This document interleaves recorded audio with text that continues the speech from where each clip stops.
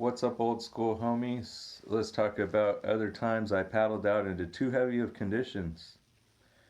There was a time that I paddled out into the Los Alamitos River where it meets Seal Beach, and there's two jetties side by side, and you kind of have to surf in between the jetties where there's a sandbar that forms up. It's a pretty average spot, but sometimes you can get some longer rides out of it if they kind of reform and, if it's the right day or the right tide. Once in a while, you'll get like some optimal waves at Seal Beach, but it's usually not like the best surfing spot ever. So I go out there thinking it's just going to be kind of average, and it was huge. It was like pretty big. And it's not that I couldn't take on the waves. They weren't so big that I wouldn't surf them, but there was a lot of people out there.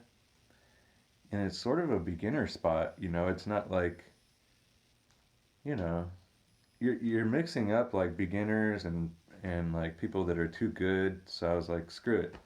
I'm not going to surf the regular sandbar. I'm going to surf a little bit over more towards the left side jetty, not the right side of the jetty.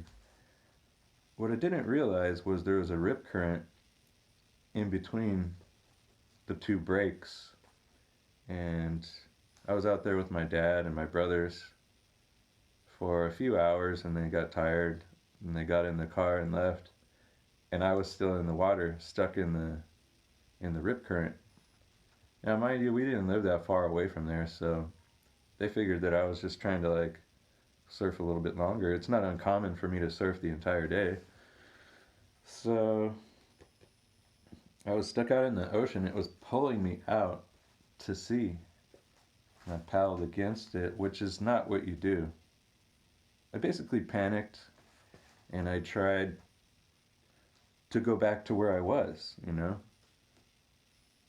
But if you're caught in a rip current, what happens is it'll kind of go like this. There'll be two of them. It's not just one of them. One will pull you out to where I was. One will pull you out to where I wasn't. I got stuck kind of in the middle of the ocean there for a little while. Eventually, after I quit fighting the rip current, it just pulled me back into the shore.